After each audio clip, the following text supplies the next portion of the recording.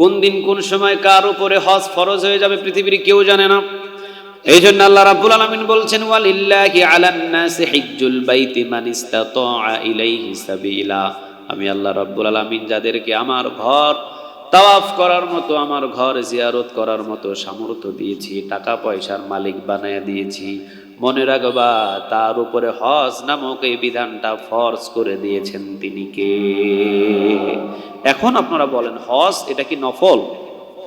কথা বলেন না, নফল না, ফরজ। আল্লাহ সুবহানাহু ওয়া তাআলা বলছেন, সবার উপরে আমি এটা ফরজ করি নাই, সবার উপরে করি নাই।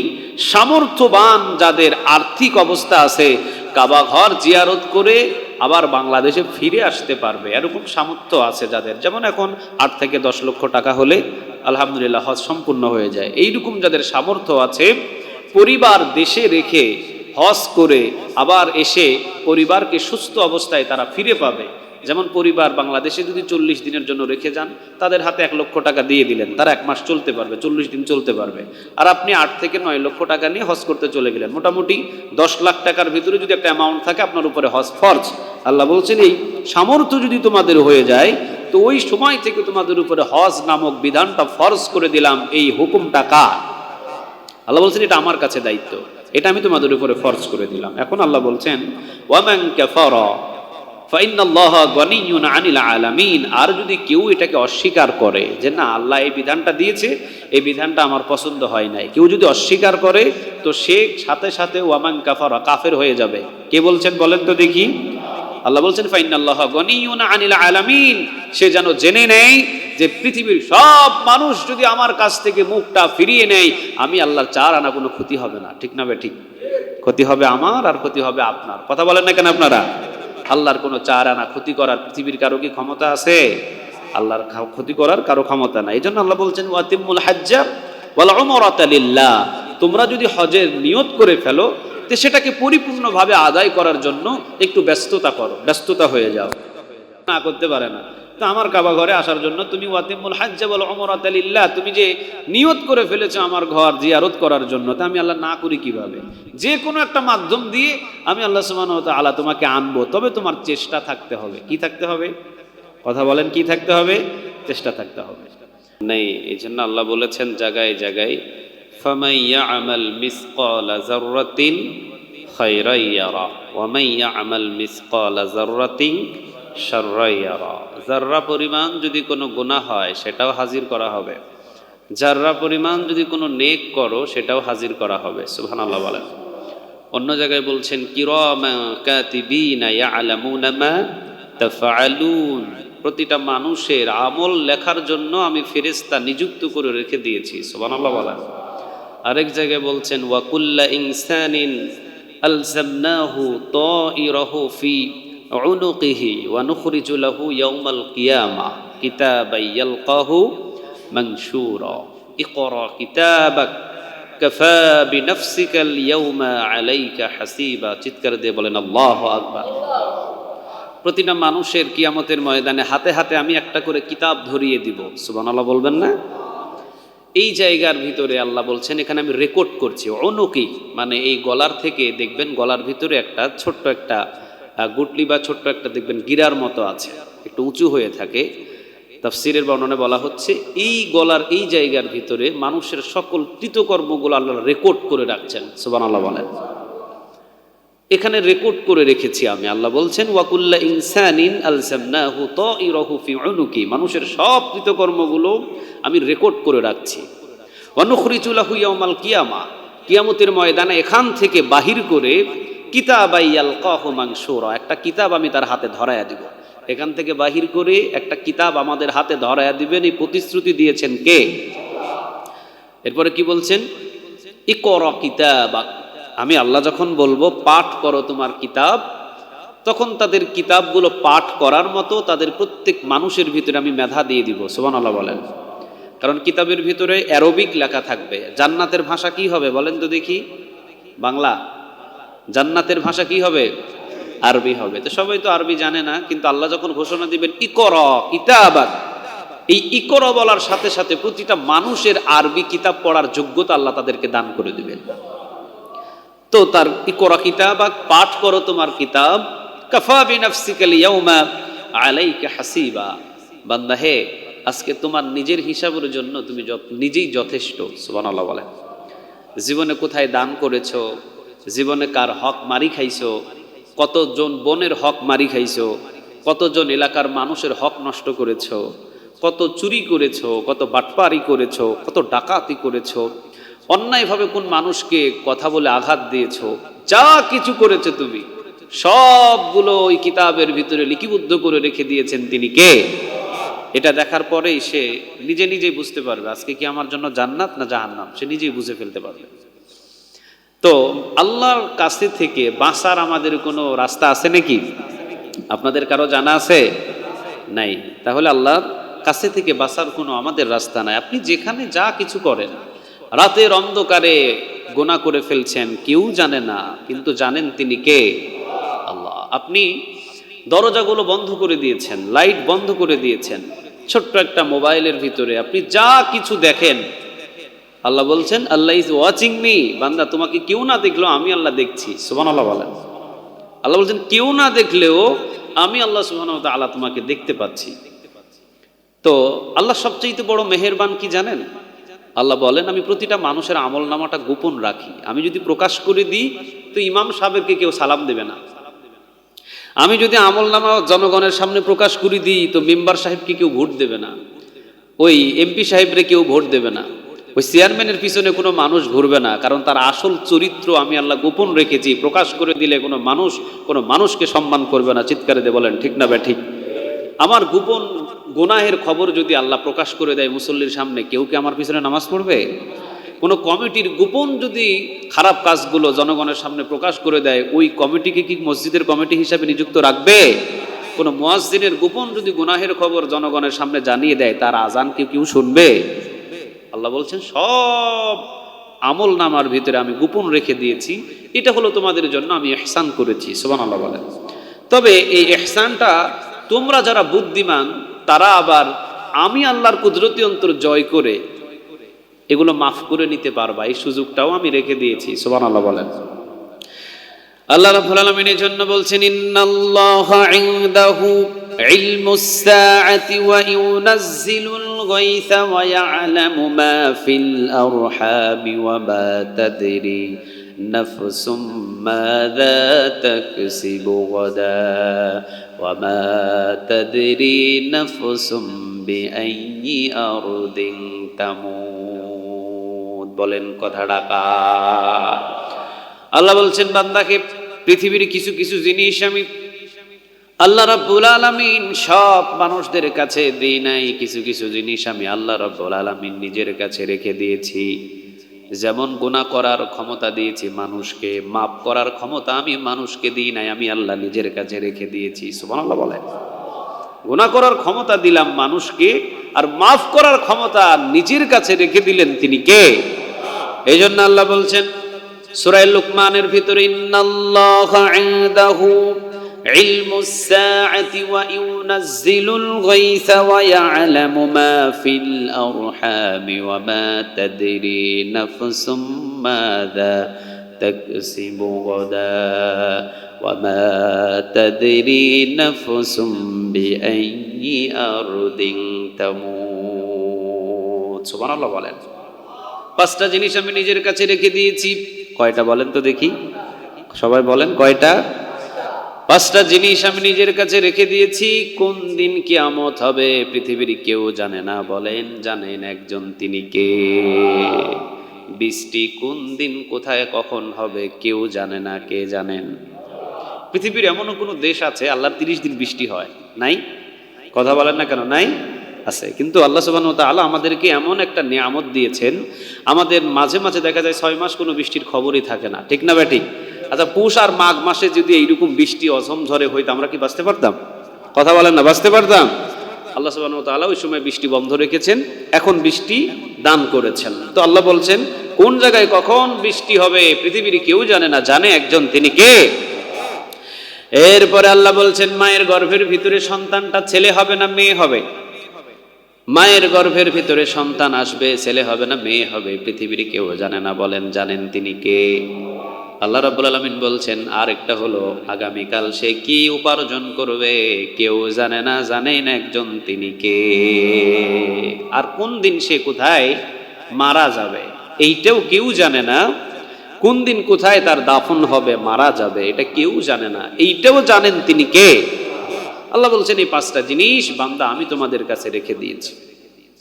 যেহেতু আল্লাহ সুবহানাহু ওয়া তাআলা এই পাঁচটা জিনিস রেখে দিয়েছেন, শুধু বিষয়টা এতটুকু নয়, আল্লাহ বলছেন আরো অনেক জিনিস আছে যেগুলো আমি আমার কাছে রেখে দিয়েছি। যেমন জান্নাতটা কার হাতে, জাহান্নামটা কার হাতে।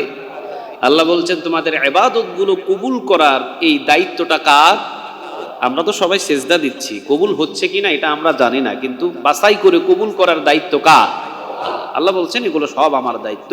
আল্লাহ সুবহানাহু ওয়া তাআলা বলছেন আমি কত জিনিস আমার নিজের কাছে রেখে দিয়েছি, কোরআনের ভিতরে তোমরা তালাশ করলে খুঁজে পাইবা। তবে হজ নামক একটা গুরুত্বপূর্ণ ইবাদত, এই হজ নামক গুরুত্বপূর্ণ ইবাদতটাও আমি আল্লাহ নিজের কাছে কবুল হওয়ার জন্য রেখে দিয়েছি। সুবহানাল্লাহ বলেন।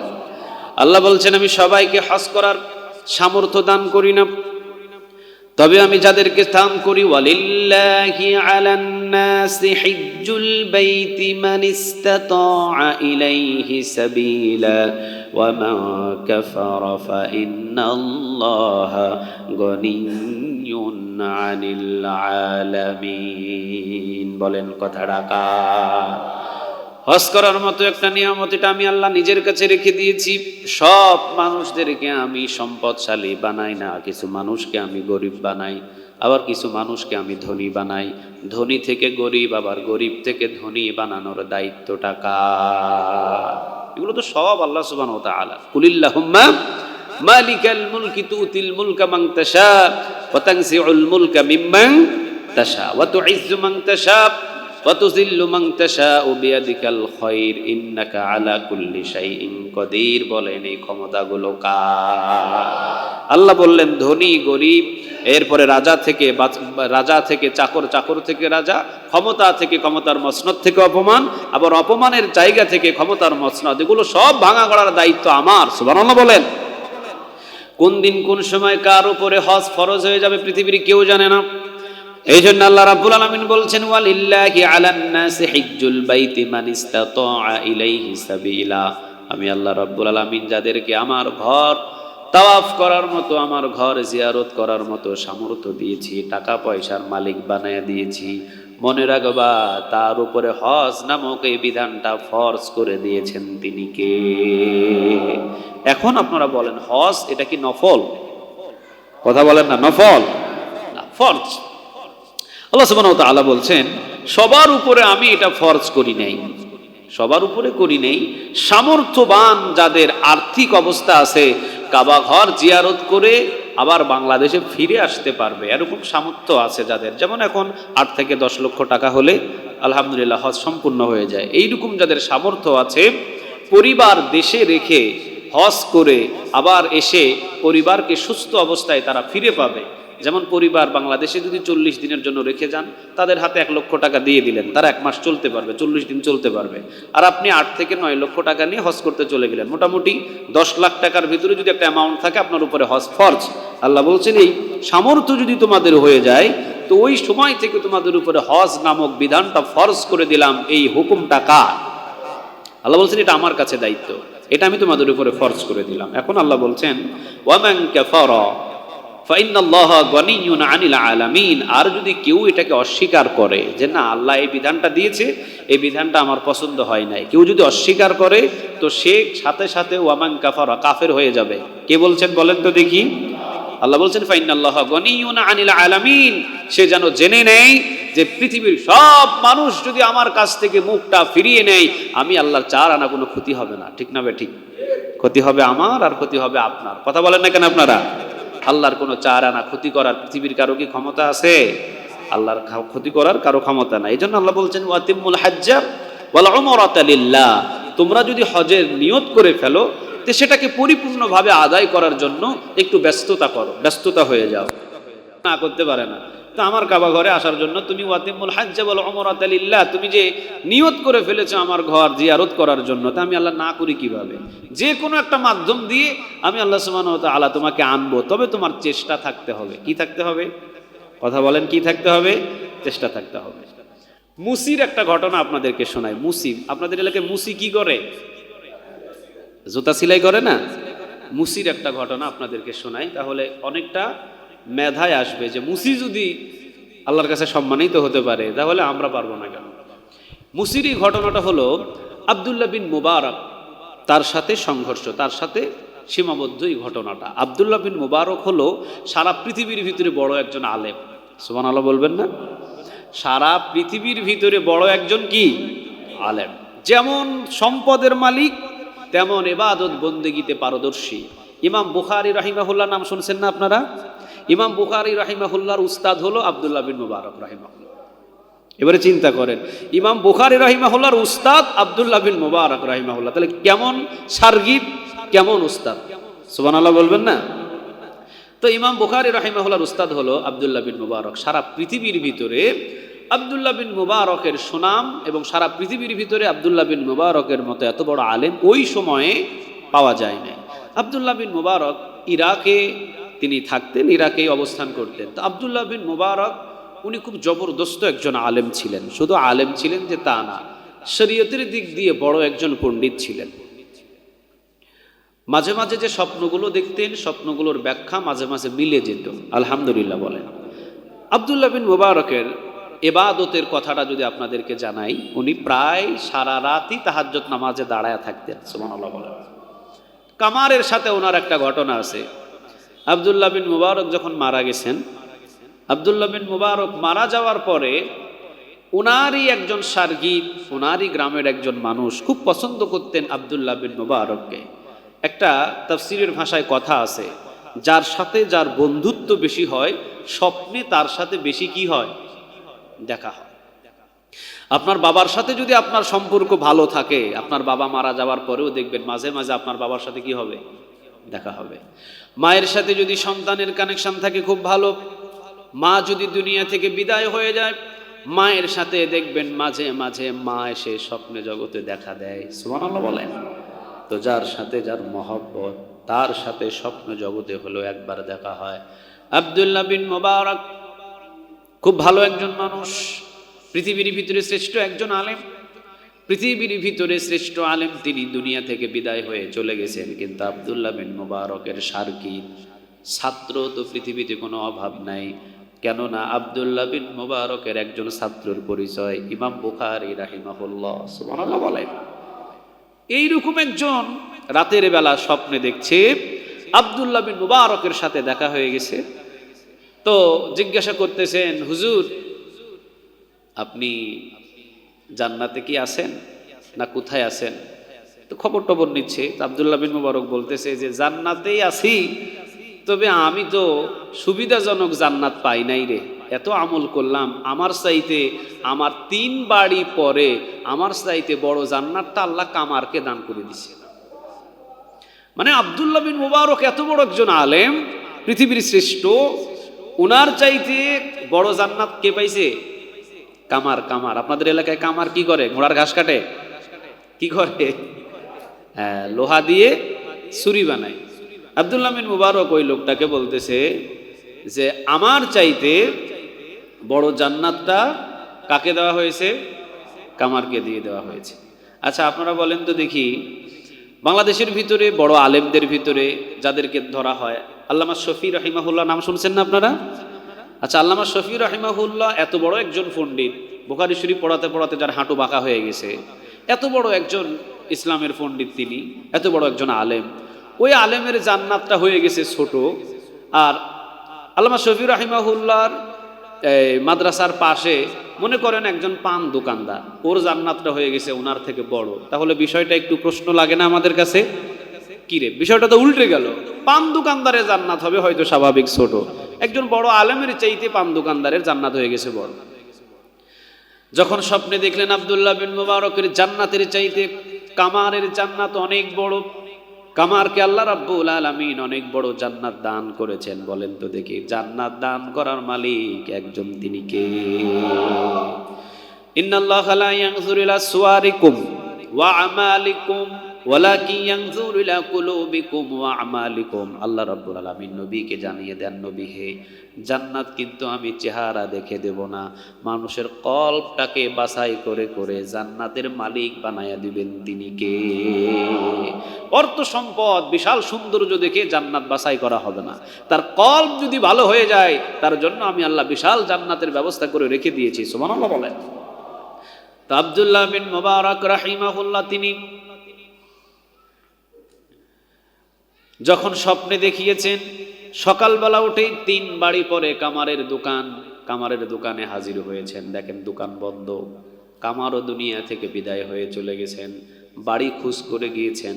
কামারের স্ত্রীকে পর্দার আড়াল থেকে জিজ্ঞাসা করছেন, ভাবি সাহেব, আপনার স্বামী কি ছিল বলেন? একজন সাধারণ কামার। কি ছিল? সাধারণ কামার, হালাল উপার্জনের একজন ব্যক্তি ছিল। আচ্ছা, আমি রাতের বেলা স্বপ্নে দেখেছি এই স্বপ্নের ভাব, আপনার স্বামীর কি গুরুত্বপূর্ণ কোনো আমল ছিল আপনার কি জানা আছে?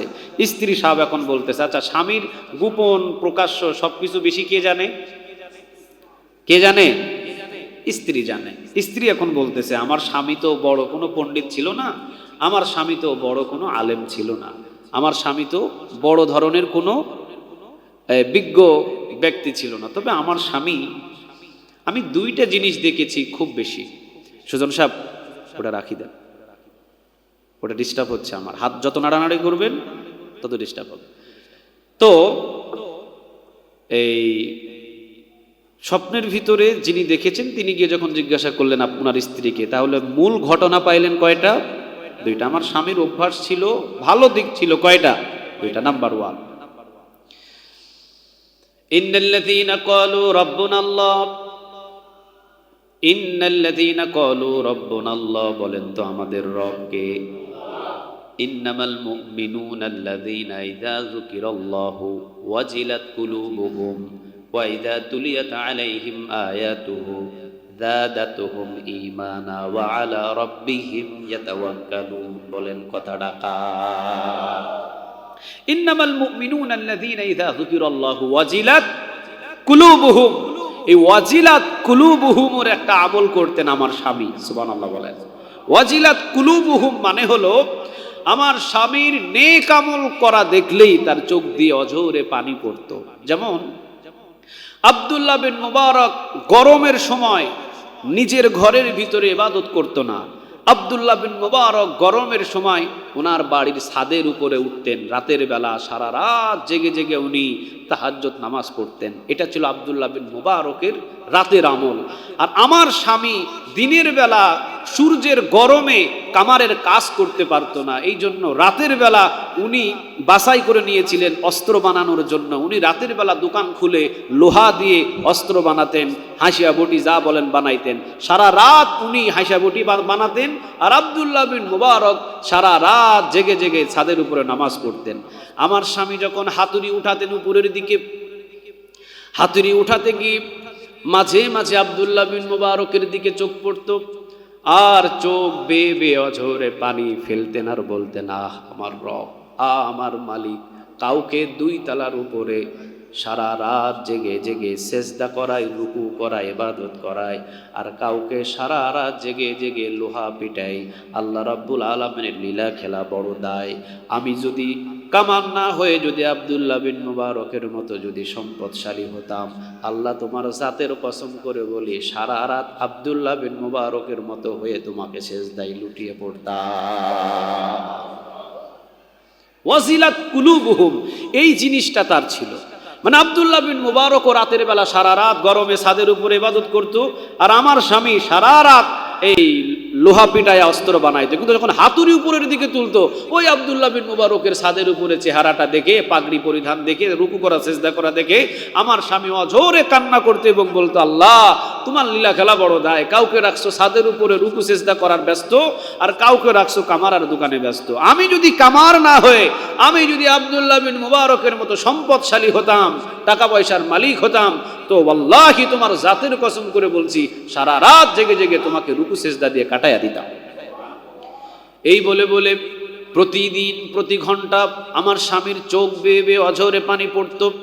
এই একটা নেক আমল দেখলেই তার চোখ বেয়ে বেয়ে পানি পড়তো, আর আফসোস হতো তাকে যদি কামার না বানায়া, তাকে যদি সম্পদশালী বানাইতো, তাহলে আল্লাহর গোলামিতে সে লিপ্ত হয়ে যেত। একটা আমল। দ্বিতীয় নম্বর আমলটা ছিল তার, যখন তিনি হাতুড়িটা উপরের দিকে উঠাতেন, আর যখন মসজিদ থেকে আজান ভেসে আসতো আল্লাহু আকবার আল্লাহু আকবার, যখন তিনি হাতুড়িটা উঠাতেন মারার জন্য, হাতুড়িটা সামনের দিকে না ফেলে আজান শোনার সাথে সাথে হাতুড়িটা পিছনের দিকে ফেলে আল্লাহর গোলামি করার জন্য মসজিদের দিকে রওনা দিতে। এই গুণটা ছিল দ্বিতীয় নম্বর গুণ। মসজিদের ভিতরে যখন রওনা দিতেন, হাতুড়িটা সামনের দিকে না মারে পিছনের দিকে ফেলে দিয়ে মসজিদের দিকে রওনা দিতেন। মসজিদের ভিতরে গিয়ে নামাজ পড়ার পর যখন দুই হাত মালিকের দরবারে তুলতেন, তখন আমার স্বামীর আমি মোনাজাতের ভিতরে শুনতাম, আমার স্বামী মালিকের কাছে বলতেন, ইয়া রব, সারা পৃথিবীর সমস্ত মানুষ তো আমাকে কামার কামার কামার কামার বলে ডাকে। রব্বে কারীম, সারা পৃথিবীর মানুষ তো আমাকে কামার কামার বলে ডাকে, তবে তোমার কাছে আরজি হলো আল্লাহ, তুমি আমাকে কিয়ামতের ময়দানে কামার বলে ডাক দিও না, তুমি কিয়ামতের ময়দানে আমাকে গোলাম বলে ডাক দিও। কি বলে ডাক দিও বলেন তো দেখি, আর একটু জোরে বলেন, কি বলে ডাক দিও? কারণ কেন তুমি আমারে গোলাম বলে ডাক দিবা? আল্লাহু আকবার আজান শোনার সাথে সাথে হাতুড়িটা আমি সামনের দিকে মারি নাই, পিছনের দিকে ছেড়ে দিছি।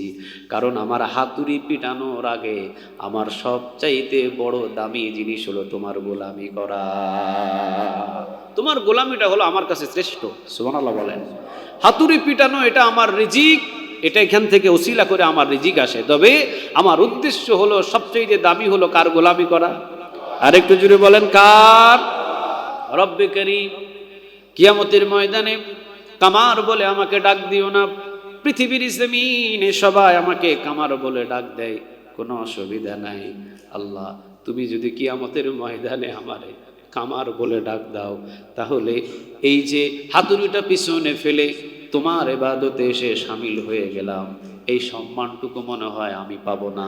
এই জন্য হাতুড়িটা পিছনে ফেলে তোমার ইবাদতে যেহেতু শামিল হয়ে যায়, তোমার কাছে একটা চাওয়া, জান্নাতে যায় আর জাহান্নামে যায়, যেখানে দাও, তবে কিয়ামতের ময়দানে মানুষের সামনে তুমি আমাকে তোমার গোলাম হিসাবে ডাক দিও। এই দুইটা আমল আমার স্বামীর ছিল। চিৎকার করে লোকটা বলতে থাকলেন, এই দুই আমলের জন্য ছাদের উপরে যিনি নামাজ পড়তেন, ওনার চাইতে তোমার স্বামীর জান্নাত আল্লাহ বড় করে দিয়েছে। তাহলে এই হলেন আব্দুল্লাহ বিন মুবারক রাহিমাহুল্লাহ। স্বপ্নে জগতেও আব্দুল্লাহ বিন মুবারক রাহিমাহুল্লাহর কিছু কিছু জিনিস ছিল একেবারে সত্য। সুবহানাল্লাহ বলেন। কিরামতি আউলিয়াই হক, ওলি আউলিয়াদের কেরামত হক, এটা অবিশ্বাস করার কিছু নাই। তবে ল্যাংটা বাবা আর গাঁজা বাবার কাছে গিয়ে আপনি কোনো মারিফত শরীয়ত খুঁজে পাবেন না। এইরকম ভণ্ড পীরের মাজার আমাদের বাংলাদেশে কম না বেশি বলেন তো দেখি? আছে আছে। কিরামতি আউলিয়াই হক, যে হক দরবারগুলোতে দেখবেন নামাজ রোজা সব কিছু ইবাদত বন্দেগীতে মশগুল, সেখানে আপনারা যান, কোনো অসুবিধা নাই। তাহলে মুসির ঘটনা কি আপনাদের মনে আছে? এই মুসি নিয়ত করে ফেলেছে, কি করবে? হজ করবে। কি করবে বলেন তো দেখি? সময় কতটুকু আছে আমি বলতে পারছি না, তবে কয়েক মিনিটের ভিতরে শেষ করে দিব ইনশাআল্লাহ।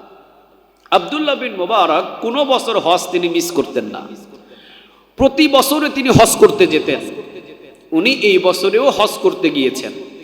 হজের ক্লান্ত শরীর নিয়ে উনি তাওয়াফ করে উনি এসে, আমার কথা কি বুঝতেছেন আপনারা? আমার কথা বুঝতে কোনো অসুবিধা হচ্ছে? হজ করতে গিয়ে আব্দুল্লাহ বিন মুবারক তাওয়াফ শেষ করে উনি কাবা ঘরের সাথে হেলাম দিয়ে একটু বিশ্রাম করছেন। তো বিশ্রাম করতে গিয়ে ফজর নামাজের পরে পরে তো ঘুম চলে আসছে। তো ঘুম চলে আসছে, আর উনি স্বপ্নের ভিতরে দেখছেন একজন মাথার দিকে আরেকজন পায়ের দিকে। মোট কয়জন? দুইজন। একজন মাথার দিকে আরেকজন পায়ের দিকে। মাথার দিকে যিনি আছেন উনি পায়ের দিকে যিনি বসা আছেন ওনাকে জিজ্ঞাসা করছেন, ভাই এবারে হজ করতে কতজন আসছে? পায়ের নিচে যিনি বসে আছেন উনি বলছেন 6 লক্ষ মানুষ হজ করতে আসছে। এবার উপরে যিনি দাঁড়িয়ে আছেন মাথার দিকে উনি জিজ্ঞাসা করছেন নিচের ওনাকে, আচ্ছা 6 লক্ষ মানুষ হজ করতে আসছে, হজ কয়জনার কবুল হয়েছে? নিচের জন বলছে একজনারও হজ আল্লাহ কবুল করছে, একজনার হজ আল্লাহ কবুল করে নাই। উপরে যিনি দাঁড়িয়ে আছেন উনি বলছেন তাহলে কার জন্য হজ কবুল হয়েছে? নিচে যিনি বসে আছেন উনি বললেন অমুক একটা এরিয়া সিরিয়ার অমুক একজন মানুষ অমুক এলাকার অমুক শহরের বাবার নাম অমুক, এই মানুষটা সাধারণ একজন মুসি, এই মুসির জন্য আল্লাহ রাব্বুল আলামিন এই বছরের 6 লক্ষ হাজির সব হজ কবুল করে নিয়েছে। স্বপ্ন ভেঙে গেছে আব্দুল্লাহ বিন মুবারকের। স্বপ্ন যখন ভেঙে গেছে তখন চিন্তা করলেন কিরে আমি আব্দুল্লাহ বিন মুবারকেরও হজ যার ওসিলায় কবুল হয় ওনার সাথে তো সাক্ষাৎ না করে ইরাকে ফিরে যাওয়া যায়, ওনার সাথে দেখা করতে হবে আমার। সাথী সঙ্গী যখন আসলেন আব্দুল্লাহ বিন মুবারক বললেন তোমাদের সাথে এই হজ শেষ করে ইরাকে ফিরা আমার পক্ষে সম্ভব নয়, কারণ আমার একটা জটিলতা কাজ আছে, তোমরা সবাই চলে যাও। হাজী সাহেবদেরকে সবাইকে বিদায় দিয়ে দিলেন, সবাই চলে গেলেন ইরাকের দিকে। আব্দুল্লাহ বিন মুবারক এত বড় একজন আলেম, ওনার তো বর্ণনা দিলাম আমি, ইমাম বুখারী রাহিমাহুল্লাহর উস্তাদ আব্দুল্লাহ বিন মুবারক বলতেছেন যার ওসিলায় আমার হজ কবুল হয়েছে ওনার কাছ থেকে দোয়া না নিয়ে আমি বাড়িতে যাব না। এই জন্য অনেক সময় ছোট মানুষরা আমরা গুরুত্ব দিই না, বড় মানুষের চাইতে ছোট মানুষকেও মাঝে মাঝে কবুল বেশি করেন তিনি কে? ধনীদের চাইতে গরিবদেরকেও বেশি বেশি পছন্দ করেন, আওয়াজ দিয়ে বলেন তিনি কে? খালি বড় চেয়ারের অধিকার হলেই মানুষ যে ভালো হবে বিষয়টা এমন নয়। বড় বড় চেয়ার যারা দখল করেছেন তাদের চাইতে দেখা গেছে রিকশা চালক আর দিনমজুরি জান্নাতে আগে গিয়ে বসে থাকে। আব্দুল্লাহ বিন মুবারক সমস্ত হাজী সাহেবদেরকে পাঠিয়ে দিয়ে উনি সিরিয়ার দিকে রওনা দিয়েছেন। তো এরপরে খুঁজতে খুঁজতে বলতেছেন যে অমুক কি বাড়ি, অমুকের এলাকা কোন দিকে, তো দেখাই দিচ্ছেন এই দিকে। একবারে এলাকায় মহল্লায় ঢুকে যখন জিজ্ঞাসা করতেছেন অমুকের বাড়ি কই, তো উনি তো মুসি মানুষ, ওনার আর বাড়ি আর কত ভালো জায়গায় হবে, ভিআইপি জায়গায় তো বাড়ি হবে না, ওই বস্তির ভিতরে ওনার বাড়ি। গিয়ে দেখেন জীর্ণ শীর্ণ বাড়ি আর ভিতরে মুসি সাহেব বসা। তো আব্দুল্লাহ বিন মুবারক ভিতরে গিয়ে, লম্বা ঘটনা তো সংক্ষিপ্ত করে বলছি, ভিতরে গিয়ে তার কাছে বসে তখন জিজ্ঞাসা করলেন আপনার নাম কি? অমুক। বলে হ্যাঁ অমুক। আপনি কি এমুক? হ্যাঁ এইরকম। তো আপনি কি এমন আমল করলেন, কি এমন গুরুত্বপূর্ণ আমল করলেন যেটার কারণে আপনার ওসিলায় 6 লক্ষ হাজী সাহেবের হজটাকে কবুল করে নিলেন, তিনি কে? আমি একটু জানতে আসছি। তো তাকে জিজ্ঞাসা করতেছেন আপনি কি? তখন তিনি বলেন আমি আব্দুল্লাহ বিন মুবারক। মুসি সাহেব বসা থেকে দাঁড়িয়ে গেছে সর্বনাশ, যে আব্দুল্লাহ বিন মুবারক কোন মজলিসে বসলে মজলিসের সকল মানুষগুলো বলেন আব্দুল্লাহ বিন মুবারক আমাদের সামনে বসে নাই, স্বয়ং আসমান থেকে তারকা আমাদের সামনে বসছে। সুবহানাল্লাহ বলেন। আব্দুল্লাহ বিন মুবারক এইরকম কোন যদি মজলিসে বসতেন তো ওই এলাকার মানুষ, ওই মজলিসের মানুষগুলো বলতেন এটা আব্দুল্লাহ বিন মুবারক বসে নাই, এটা স্বয়ং আসমান থেকে কি বসছে? তারকা বসছে। তা আপনাকে সারা পৃথিবীর মানুষ চিনে, আর আপনার মতো এত বড় মানুষ আমার মতো মুসির বাড়িতে, যেখানে জীর্ণ শীর্ণ বেড়ার ছাউনি, এই বাড়িতে কেন আপনি আসছেন? ভাই আমি আসছি তোমার কাছ থেকে দোয়া নেওয়ার জন্য। কি নেওয়ার জন্য? দোয়া নেওয়ার জন্য। তোমাকে একটু আমার জন্য দোয়া করতে হবে যে আব্দুল্লাহ বিন মুবারকের মানুষের মতো হজ কবুল না হয়ে তোমার মতো মানুষের ওসিলায় আব্দুল্লাহ বিন মুবারকের হজ কবুল হয়ে যায়। নিশ্চয়ই তোমার কাছ থেকে যদি দোয়া নিতে পারি আল্লাহর 8টা জান্নাতের দরজা খোলাই দিতে পারেন তিনি কে? এই জন্য আসছি আমি তোমার কাছে। এখন তুমি বলো যে তোমার কোন আমলের কারণে এই 6 লক্ষ মানুষের হজ কবুল হলো? তিনি বললেন হুজুর আমার তো কোনো আমল নাই, তবে ও আতিমুল হাজ্জা ওয়াল উমরাতা লিল্লাহ। যখন হজের মৌসুম আসতো লব্বাইক আল্লাহুম্মা লব্বাইক লব্বাইক লা শারীকা লাক লব্বাইক ইন্নাল হামদা ওয়ান নি'মাতা লাকা ওয়াল মুলক লা শারীকা লাক লব্বাইক আল্লাহুম্মা লব্বাইক যখন শুনতাম কলিজাটা শীতল হয়ে যেত। জুতা সিলাইতাম, জুতা সিলাইতে সিলাইতে অনেক দিন আগে নিয়ত করে ফেলেছি আল্লাহর ঘর তাওয়াফ করব। সুবহানাল্লাহ বলে। জুতা যখন সিলাইতে সিলাইতে নিয়ত করে ফেলেছি আল্লাহর ঘর তাওয়াফ করব। প্রতি বছরে জুতা সিলানোর যে প্রতিদিনের একটা ইনকাম, সেই ইনকাম থেকে অল্প কিছু সামর্থ্য টাকাগুলো আমি ওই যে ওয়াতিবুল হাজ্জা ওয়াল উমরাতা লিল্লাহ নিয়ত করে ফেলেছিলাম হজ করার জন্য, ওই ফান্ডে জমা রাখতাম। সুবহানাল্লাহ বলেন। ফান্ডে জমা রাখতাম, আর ফান্ডে জমা রেখে রেখে যখন হজ করার মতো সামর্থ্য আমার হয়ে গেল, সেই বছরে আমি নিয়ত করে ফেললাম এই বছরে আমি হজে যাব।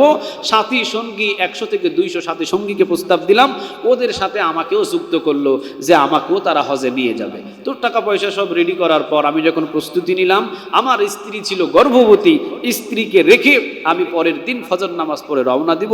স্ত্রী রাতের বেলায় বলল যে আপনি যখন চলেই যাচ্ছেন, ভালো মন্দ সদাই পদি একটু আমার ঘরে একটু আনি দেন।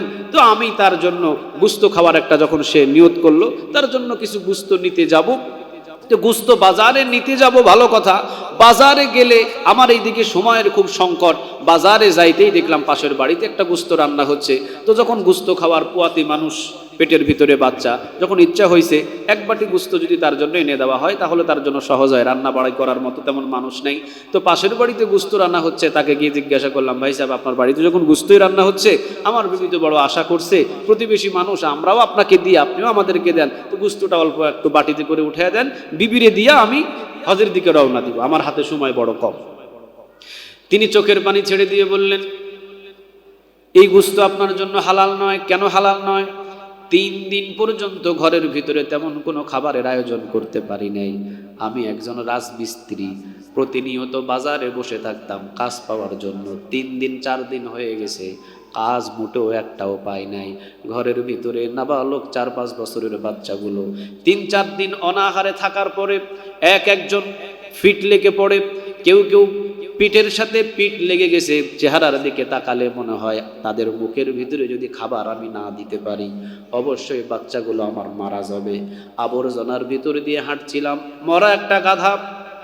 চিন্তা করলাম বাচ্চাদেরকে দাফন করার চাইতে মরা গাধার গুস্ত খাওয়ানো ভালো। গাধার কাছ থেকে কিছু মরা গাধার ভিতর থেকে গুস্ত কেটে নিয়ে এসে রান্না করে বাচ্চাদের জন্য খাবারের ব্যবস্থা করেছি। এই গুস্ত আপনার সন্তান এবং আপনার বিবি এবং পেটের সন্তানকে খাওয়ানো জায়েজ হবে না। আব্দুল্লাহ বিন মুবারক তার সামনে মুসি বলছেন, হুজুর। সাথে সাথে বাড়িতে গেলাম, বললাম খাবারগুলো ফেলে দেন। খাবারগুলো তিনি ফেলে দিলেন। বাড়ির মুসির বাড়িতে আর ভালো খাবার কতটুকু থাকে, খুঁজে খুঁজে দেখলাম একটু আটা, একটু জব আছে। আটাগুলো বস্তার ভিতরে সামান্যগুলো নিয়ে, আর ওই যে হজের টাকাটা ছিল, হজের টাকাটা নিয়ে তার হাতের ভিতরে দিয়ে বললাম, ভাইজান হজ করতে যাব না, আপনার বাচ্চাদেরকে হালাল উপার্জন, হালাল খাবারগুলো বাজার থেকে কিনে এনে খাওয়ান। সুবহানাল্লাহ। হজের টাকাটা আপনারে দিয়ে দিলাম, হজে যাব না, এই যে আটা নেন, উপস্থিত খাওয়ান। আগামীকালকে হজের টাকাগুলো আপনারে দিলাম, বাজার করে এনে আপনি খাওয়াবেন। হজের টাকাগুলো দিয়ে দিছি হুজুর। ওই যে 100 থেকে 150 জন হাজি সাহেব যারা হজ করতে গিয়েছিল, তাদেরকে নিষেধ করে দিলাম, ভাই আমার তো মনে হয় আপনাদের সাথে যাওয়া সম্ভব হবে না, আপনাদের সাথে যাওয়া সম্ভব হবে না। এই কথাটা তারা বলতেই তারা আমাকে ছাড়লো না। তারা বলল যে না, পরের দিন ফজর নামাজ পড়ে আপনাকে যেতেই হবে। তারা যখন খুব জোরাজুরি করলো, আমার কাছে তো টাকা নাই, আমি আস্তে করে ঘর থেকে বাহির হয়ে চলে গেলাম মরুভূমির ভিতরে। তারা ওই হজ না শেষ করে আসা পর্যন্ত এলাকার মানুষকে মুখ দেখাবো কিভাবে, আমিও ঘরে ফিরি নাই, আমিও মরুভূমির ভিতরে ঘুরছি আর তালবিয়া পাঠ করছি। সুবহানাল্লাহ বলেন। মরুভূমিতে ঘুরছি আর তেলাওয়াত করছি, লাব্বাইক আল্লাহুম্মা লাব্বাইক, লাব্বাইক লা শারীকা লাক লাব্বাইক, ইন্নাল হামদা ওয়ান নি'মাতা লাকা ওয়াল মুলক লা শারীকা লাক লাব্বাইক আল্লাহুম্মা লাব্বাইক। যতদিন পর্যন্ত তারা ওই মক্কা থেকে, মদিনা থেকে সিরিয়ায় না ফিরে আসছে, যতদিন পর্যন্ত আমি বাড়িতে আসি নাই। যখন দেখলাম তারা আসা রওনা দিয়েছে, তখন আমি বাড়িতে আসলাম। একের পর এক ওই 100 থেকে 150 জন বন্ধু যারা ছিলেন হজে, যাদের সাথে যাওয়ার আমার কথা ছিল, তারা একজন আমার সাথে দেখা করতে এসে বলতেছেন, কিও মুবারক, কিও ভাই, আপনি আমাদের সাথে না গিয়ে কার সাথে হজ করতে গেছেন? আপনার সাথে তো আমার কাবার চত্বরে দেখা হয়েছে। আরেকজন পরের দিন এসে বলতেছে, কিও ভাই, কত আশা ছিল আপনারে নিয়ে আমরা হজ করতে যাব, কিন্তু আমাদেরকে ফাঁকি দিয়া কার সাথে গেলেন? সাফা এবং মারওয়া যখন সাই করছিলাম, দৌড়াদৌড়ি করতেছিলাম, দেখলাম আমার সামনে আপনি দৌড়াদৌড়ি করতেছেন। সুবহানাল্লাহ বলেন। মুজদালিফায় দেখলাম আপনাকে, মিনায় দেখলাম আপনাকে, শয়তানে পাথর মারার সময় দেখলাম আপনাকে। 100 থেকে 150 জন হাজী সাহেব এক একভাবে বলছেন আপনার সাথে এইভাবে দেখা হয়েছে, এইভাবে দেখা হয়েছে। হুজুর আমি তো হজ করতে যাই নাই, কিন্তু তারা বলে নাকি আমাকে ওই জায়গায় দেখতে পাইছি। আব্দুল্লাহ বিন মুবারক কেঁদে দিলেন। রাতের বেলা আব্দুল্লাহ বিন মুবারক বিপরীত আরেকটা স্বপ্ন দেখলেন। আব্দুল্লাহ বিন মুবারক দেখতে পাইলেন এই যে মুসি হজ করার নিয়ত করেছিলেন, হজের টাকা দান করে দিয়েছেন, মুসির স্বরূপ, মুসির চেহারা, মুসির মতোই একজনকে ফেরেশতা দিয়া মুসির জন্য হজ আদায় করায়া দিয়েছেন। তিনি কে? ওয়াতিমুল হজ্জ ওয়াল উমরাতা লিল্লাহ। নিয়ত যদি আপনার পাকা হয়ে যায় তো ঘরে বসে থাকলেও আপনার মতো করেই হজের দায়িত্ব পালন করতে পারেন। তিনি কে? ইন্নামা আমরুহু ইযা আরাদা শাইআন আইয়াকুলা লাহু কুন ফায়াকুন। আল্লাহর কাছে কি না পারা কোনো কাজ আছে? কথা বলেন না, কোনো কাজ আছে? নাই। তো মুসি সাহেব এইভাবে আল্লাহর ঘর জিয়ারত করে ফেলছে। সুবহানাল্লাহ বলবেন না? এই জন্য আমরা নিয়ত করব কার ঘর জিয়ারত করার জন্য? আর একটু জোরে বলেন কার? সাধারণ মুসি সাহেব যদি জিয়ারত করতে পারে, আমাদের কি সামর্থ্য নাই? কথা বলেন না, নাই? আল্লাহ যেন সেই তৌফিক দান করে, বলেন আমিন। যারা সুন্নাত আদায় করেন নাই সুন্নাত